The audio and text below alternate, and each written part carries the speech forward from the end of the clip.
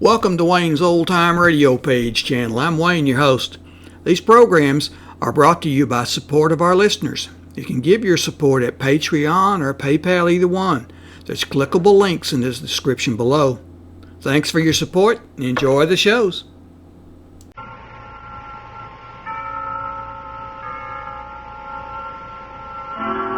Suspense.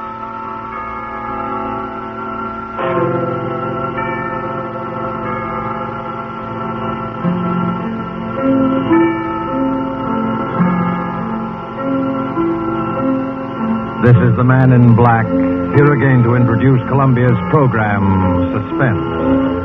From Hollywood, we bring you as star, Mr. Orson Welles, who this evening begins a 4-week engagement as guest at these proceedings. In the interest of prime suspense, Mr. Welles and the producer of this series have scheduled 4 radio stories which they feel are particularly distinguished in our chosen field. The first of these is The Most Dangerous Game by Richard Garnell. And so with the performance of Orson Welles and the character of General Zaroff and Keenan Wynn as Sanger Rainsford, who learned from Zaroff what was the most dangerous game, we again hope to keep you in suspense.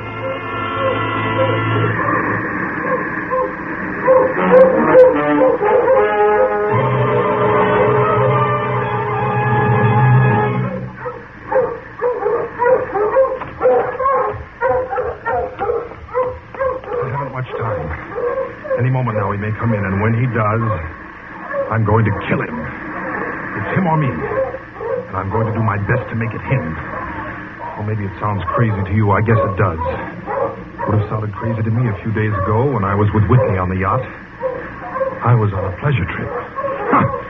A pleasure trip. How could I or anyone realize then the horror and torment I was to go through? How was I to know of Yvonne and the death swamp and the hounds? How was I to know of Zaroff? Think of it. It was only 4 nights ago that the ship went down. We'd been talking about this island, Ship Trap Island, Whitney said it was called on the charts. I was sleepy and started on down below to turn in. I was mixing myself a nightcap when I looked up and saw it. A tremendous reef racing at us out of the fog. I screamed out a warning, but it was too late. We were right upon it.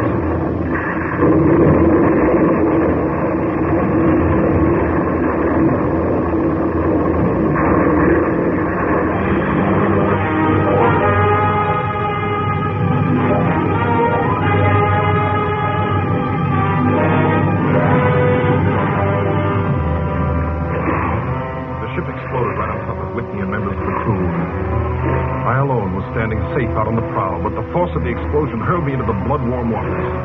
Terrified at the suddenness and surprise, my stomach weak and sick at the thought of the others. The sea was eddying furiously around the sinking remnants of the ship, and a certain cool-headedness came to me and made me swim desperately away, or I might not have lived to go through the horror which was soon to come. I struck out to the right in the direction of the island about which Whitney had been telling me. I had no recollection of how long I swam, but all at once I heard the muttering and growling of the sea breaking on the rocky shore. With my remaining strength, I dragged myself from the swirling waters. All in, gasping, my hands raw, I at last reached a flat place at the top. I flung myself down at the jungle edge and tumbled headlong into the deepest sleep of my life.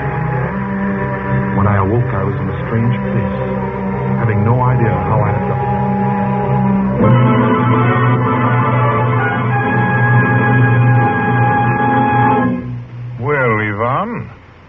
Our friend seems to be awakening.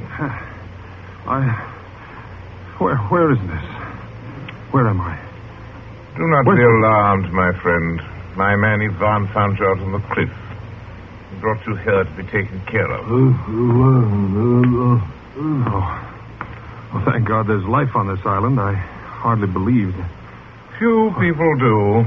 Yes, you are quite safe here in my castle, Mr. Rainsford. Yes. Rainsford. I'm Sanger Rainsford of New York. Rainsford? Sanger Rainsford? Yes. Well, it is indeed a very great pleasure and honor to welcome you, Mr. Sanger Rainsford. You're the celebrated hunter, are you not? Yes. You know me? By reputation only. I've read your book about hunting snow leopards in Tibet, you see. My name is General Zaroff. I am not English, Mr. Rainsford, but I went to a good school. Perhaps you recognize the colors of my tie. No, it makes no difference. I've lived too long in the jungle to be a snob. Well, Well, I can't tell you how happy I am to meet you, General. and I can't tell you how happy I am to meet you, Mr. Rainsford. But come, we shouldn't be chatting here. We can talk later. You must be hungry. Yes, I am rather. What? Ivan thought you'd like a robe. He's drying your clothes for you. Oh, thank you. Ivan's an incredibly strong fellow, but you mustn't mind his looks. His ears were cut off in battle, and he has the misfortune to be deaf and dumb. He is sensitive about his appearance. A simple fellow, really, but I'm afraid a bit savage. Oh? He's been in our family for years. Follow Ivan, if you please, Mr. Rainsford. I was about to have my luncheon just before you awoke. You can have it together now. Does the robe fit you all right? Oh, yes, perfectly, thanks. I'm so glad. You have quite a collection of heads here. Lions, tigers, elephants, moose, bears. Oh, I don't believe I've ever seen a more perfect specimen. They are nice. I take great pride in them. You have good cause. Coming from you, Mr. Rainsford, that is a great compliment. And here we are. You sit over there. Thank you. Oh, right, Ivan. We do our best to preserve the amenities of civilization here. Please forgive my lapses. Oh, of course. Well off the beaten track, you know. Shoo-shoo. Shoo-shoo. Shoo-shoo. This is my little pet, Mr. Rainsford. As a hunting falcon, Shoo-shoo is of no further usefulness in the field. But I am fond of its company. My not little sweetheart. Patience, my darling. I know you're hungry, my dear. We hunt tonight. Your heads are really remarkable, General. That Cape buffalo is the largest I've ever seen. That fellow, he's a monster. Did he charge you? Hurled me against a tree, fractured my skull, left me the scar. And I got the brute. I've always thought the Cape buffalo is the most dangerous of all game. No, you're wrong. Wrong, sir. The Cape buffalo is not the most dangerous game. Ivan, the wine. How does he understand you? He reads my lips. Think you like this champagne, Mr. Rainsford? Ivan chills it expertly. No, the Cape buffalo is not the most dangerous game. Here in my preserve on this island, I hunt more dangerous game. Oh, is there big game on this island? The biggest. Oh, really? Oh, it isn't here naturally, of course. I have to stock the island. What have you imported, General? Jaguars? Jaguars. I hope you like filet mignon, Mr. Rainsford. I do very much, thank you. Is it Jaguars, General? No. Hunting jaguars ceased to interest me some years ago. I exhausted their possibilities, you see. No thrill left in jaguars, you understand? No real danger. I live for danger, Mr. Rainsford. We will have some capital hunting, you and I. I shall be most glad to have your company. Yes, but I'll what tell can you, you'll be amused, I know. I think you may say in all modesty that I've done a rare thing. Yes, I've invented a new sensation. May I pour you another glass of champagne, Mr. Rainsford? Thank you, General. God makes some men poets. Some he makes kings, some beggars. Me he made a hunter. My hand was made for the trigger. My father once said that. Made for the trigger. My whole life has been one prolonged hunt. I've hunted every kind of game in every land. It'd be impossible for me to tell you how many animals I've killed. Grizzlies in your Rockies, crocodiles in the Ganges, rhinoceroses in East Africa. In Africa, by the way. That Cape buffalo hit me and laid me up for 6 months. As soon as I recovered, I started for the Amazon to hunt jaguars, for I'd heard they were unusually cunning. They weren't. They were no match at all for a hunter with his wits about him. The high-powered rifle. I was bitterly disappointed. I was lying in my tent with a splitting headache one night. A terrible thought pushed its way into my head. Hunting was beginning to bore me. And hunting, remember, had been my life. I've heard that in America, businessmen often go to pieces when they give up the business that's been their life. Yes, I think so. I had no wish to go to pieces. I must do something. Now, mine is an analytical mind, Mr. Rainsford. Doubtless, that is why I enjoy the problems of the chase. Oh, no doubt, General. So I asked myself why the hunt no longer fascinated me. You are much younger than I am, Mr. Rainsford, and have not hunted as much, but you perhaps can guess the answer. Well, what is it? Simply this. Hunting had ceased to be what you call a sporting proposition. It had become too easy. I always got my quarry. Always. No greater bore than perfection. Cigarette? No, thank you. No animal had a chance with me anymore. Not a chance. That is no boast. It is a mathematical certainty. The animal had nothing but his legs and his instinct. Instinct is no match for reason. When I thought of this, it was a tragic moment for me, I can tell you.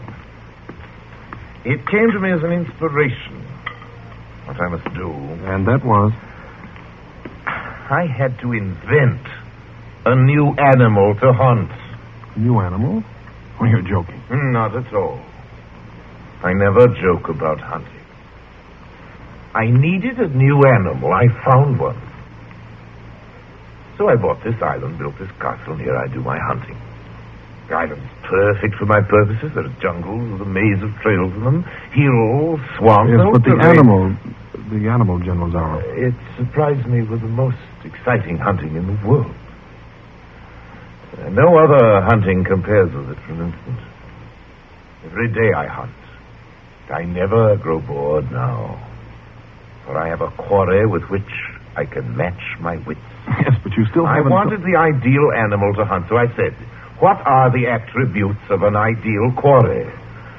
And the answer was, of course, it must have courage, cunning, and above all, it must be able to reason. Well, no animal can My reason. dear fellow, there is one that can. One? But you can't mean... And why not? Well, I can't believe you're serious, General Zarov. You're just joking. Joking? I'm quite serious. Speaking about hunting. Hunting? You're speaking about murder. Oh, dear me, that unpleasant word. I think I can show you that your scruples are quite ill-founded. Yes? I hunt the scum of the earth. Sailors from tramp ships, lascars, Japs, mongrels, a thoroughbred horse, a hound is worth more than a score of them. But these are men. Precisely, that is why I use them.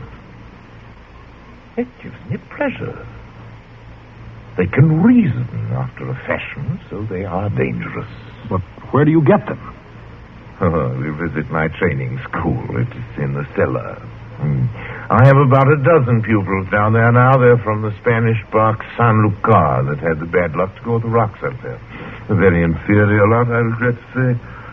Poor specimens, more accustomed to the deck than to the jungle. Have a glass? No. It's a game, you see. Sort of game. I suggest to one of them that we go hunting. I give him a supply of food and an excellent hunting knife. I give him 3 hours start. I am to follow, armed only with a pistol of the smallest caliber and range. If my quarry eludes me for 3 whole days, he wins the game. If I find him, he loses. Suppose he refuses to be hunted. Oh, I give him his choice, of course. He need not play that game if he does not wish to. If he does not wish to hunt, I turn him over to Ivan. Ivan once had the honor of serving as official knouter to my old king, and he has his own ideas of sport. Invariably, Mr. Rainsford, invariably they choose the hunt. And if they win? To date, I have not lost. I do not wish you to think me a braggart, Mr. Rainsford. Many of them afford only the most elementary sort of problem, I assure you. Occasionally I strike a Tartar. Choo-choo remembers the Tartar, don't you, darling? Yes, he almost did win. I eventually had to use the hounds. See? Wait a moment. I'll open the window. Hello, boys!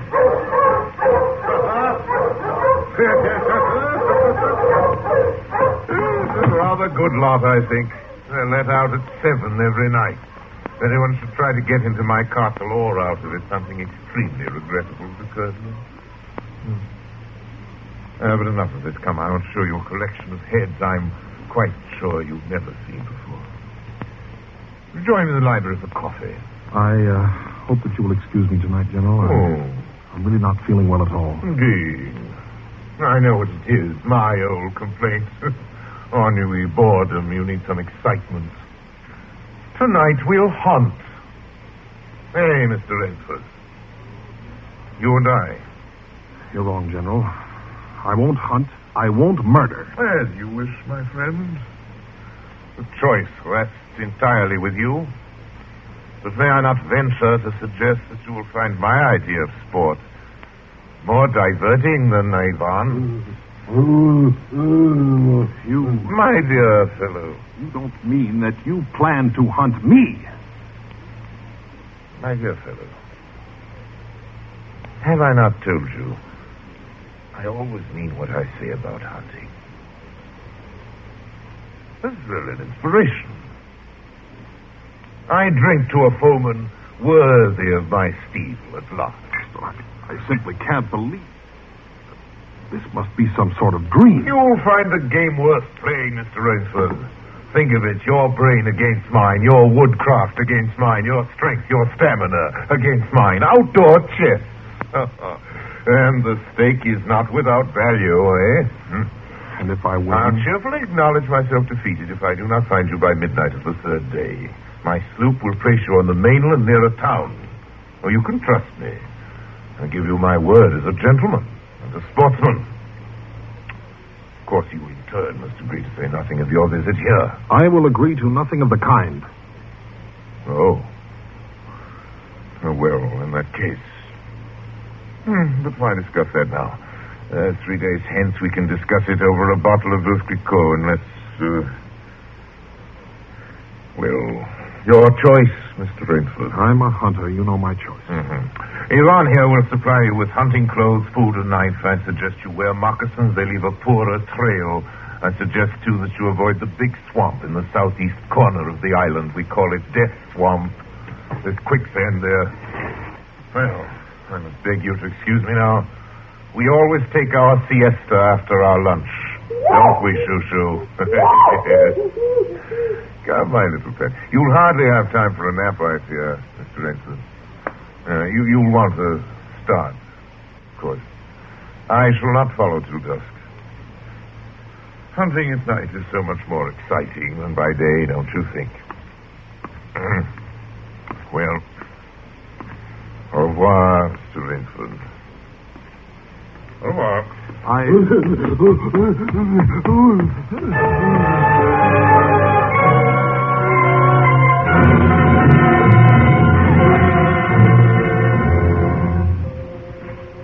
I'd fought my way through the bush for 2 hours, repeating to myself over and over again, I must keep my nerve. I must keep my nerve. My whole idea at first was to put distance between myself and General Zarov. And to this end, I had plunged along through the thicket, spurred on by the sharp growls of something very much like panic. Now I had got a grip on myself. I'd stopped. I was taking stock of the situation. I saw that straight flight was futile. Inevitably, it would bring me face to face with the sea. Well, I'll give him a trail, I muttered. And I struck off from the rude path I had been following and into the trackless wilderness. I made a series of intricate loops. I doubled back on my trail again and again, recalling all the lore of the fox hunt, all the dodges of the fox. Night found me exhausted, my hands and face lashed by the branches on a thickly wooded ridge. My need for rest was imperative, and I thought, I'd played the fox, now I must play the cat of the fable. A big tree with a thick trunk and outspread branches was nearby, and taking care not to leave the slightest mark, I climbed up and stretched out among the broad limbs. Rest brought me new confidence and almost a feeling of security. Even so expert a hunter as General Zaroff cannot trace me here, I assured myself. An apprehensive night crawled slowly by, my mind keenly alert for any sound, any warning. It was the dawn, an instinct I never knew existed. Like an animal must possess, impelled me to look far off in the distance in a westerly direction. Sure enough, following the trail with the sureness of a bloodhound came General Zaroff. Nothing escaped those searching black eyes. No crushed blade of grass, no bent twig, no mark, no matter how fine in the moss. My heart pounding furiously, I slid down quickly from the tree and struck off again into the woods. I knew I had to do something desperate. I knew that I had little time in which to do it. 300 yards from my hiding place, I stopped where a huge dead tree leaned precariously on a smaller living one. Throwing off my sack of food, I took my knife from its sheath and began to work with all my energy. The job was finished at last, and I threw myself down behind a fallen log 300 feet away. I did not have to wait long.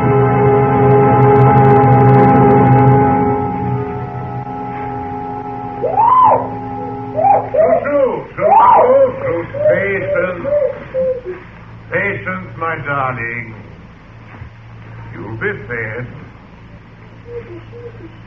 Rainsford!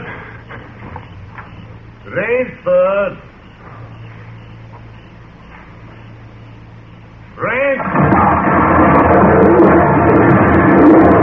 Got him. Well, Rainsford? What? If you are within sound of my voice, as I suppose you are, let me congratulate you. Not many men know how to make a Malay man-catcher.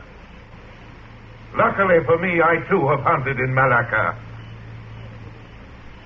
You are proving interesting, Mr. Rainsford.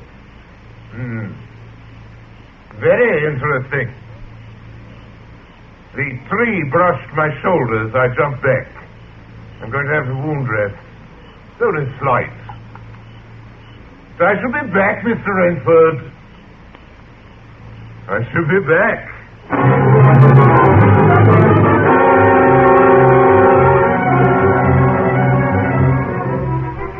It was flight now, a desperate, hopeless flight that carried me on for hours. I don't know where I got the strength. I kept telling myself over and over again that I must keep my nerve. That I was competing with a monster, a super huntsman. Dusk came, then darkness, and still I managed to press on. The ground grew softer under my moccasins. The vegetation grew ranker, denser. Insects bit at me savagely. Suddenly, as I stepped forward, my foot sank into the ooze. I tried to wrench it back, but the muck sucked viciously at my foot like a giant leech. With a violent effort, I tore my foot loose. I knew where I was then. Death's swamp and its quicksand. But the softness of the earth had given me an idea. I stepped back from the quicksand a dozen feet or so and began to dig. When the pit was above my shoulders, I climbed out and from some hard saplings cut stakes and sharpened them to fine points. These stakes I planted in the bottom of the pit with the point sticking upward. As fast as I could, I wove a rough carpet of weeds and branches and with it covered the mouth of the pit. And wet with sweat and aching with tiredness, I crouched behind the stump of a lightning-charmed tree. Oh, I knew Zaroff was coming. I could hear the paddling sound of his feet on the salter. Zaroff was coming, and coming fast. He was not feeling his way along foot by foot. Crouching there, I could neither see him nor see the pit. I lived a year and a minute, frozen, every muscle tensed.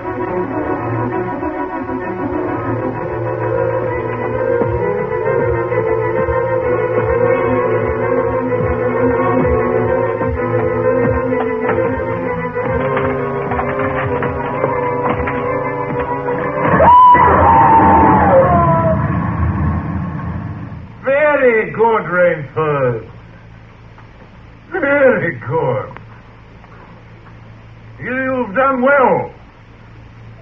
Your Burmese tiger pit has claimed one of my finest hounds. Again you score. I think, Mr. Rainsford, I'll see what you can do against my whole pack. I'm going back to get them now. Thank you. for a most amusing evening.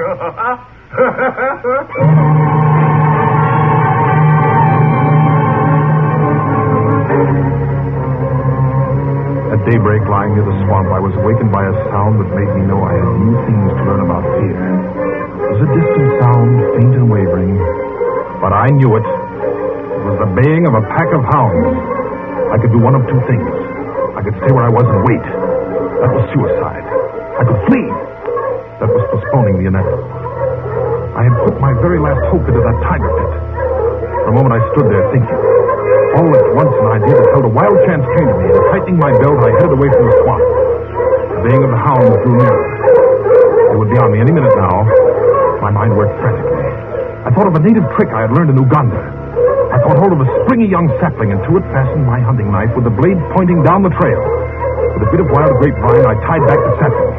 Then I ran for my life. I raised that flying horses as they heard me and felt the fresh scent. I knew then how an animal at bay feels. At last I had to stop to get my breath. The baying of the hounds stopped just as suddenly. And with it my heart stopped too. They must have reached the knife. Excitedly I shinnied up a tree and looked back. My pursuers had stopped all right. But the hope that had been in my brain when I climbed died. For in the shallow valley I saw that General Zaroff was still on his feet. But Ivan was not. Apparently he had come along to hold the hounds. The knife, driven by the recoil of the springing tree, had splintered through his chest. I'd hardly tumbled to the ground when the pack took up the cry again. Nerve, nerve, nerve, nerve, I panted as I dashed along. A blue gap showed between the trees dead ahead. The hounds were almost on top of me. I forced myself on towards that gap. I reached it. It was the shore of the sea. Across the cove, I could see the gleaming gray stone of the castle. 20 feet below me, the sea rumbled and hissed. I hesitated. I heard the hounds. Then I leaped far out into the sea.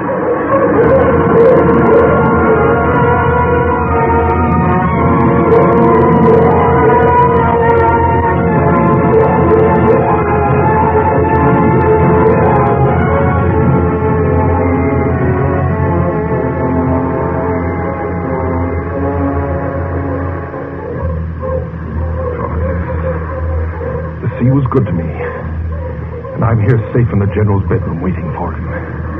3 days are up, and I've eluded him. But now I must go further. In a moment we will meet, he and I, and he will be unarmed. Only one of us is going to live. You understand that now?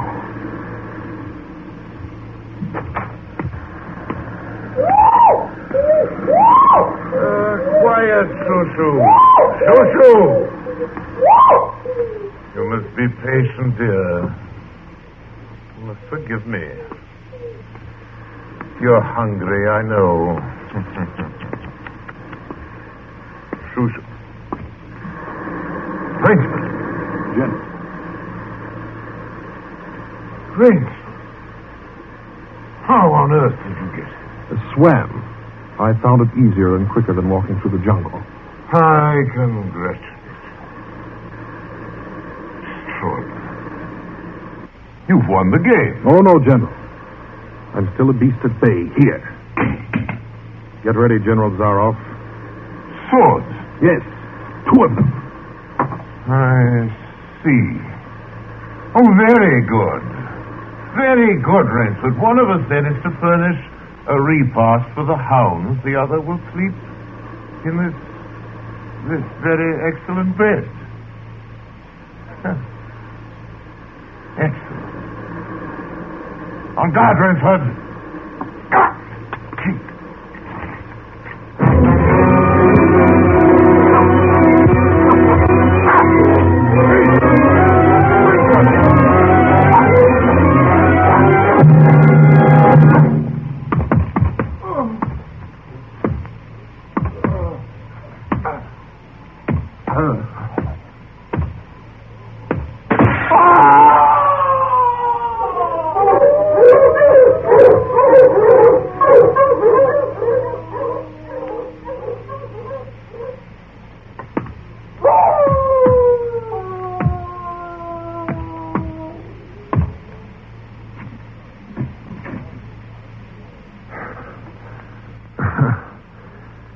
Just as my late host said it would be. A very excellent bed.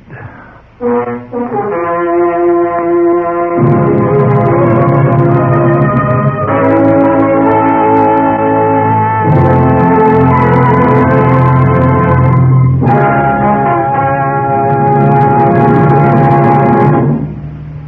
so closes The Most Dangerous Game by Richard Connell, starring Orson Welles. Tonight's tale of Suspense. Mr. Wells was General Zaroff, and Keenan Wynn, Rainsford. This is your narrator, the man in black, who conveys to you Columbia's invitation to spend this half hour in suspense next week, same time, when Orson Welles will again be our star in Sir Arthur Conan Doyle's story, The Lost Special. The producer of Suspense is William Spear, who tonight also directed the broadcast, and who was Bernard Herrmann, the conductor, Lucian Marlowick, who composed the original score, and Private Jacques Anson Fink, the radio author, collaborated on tonight's Suspense.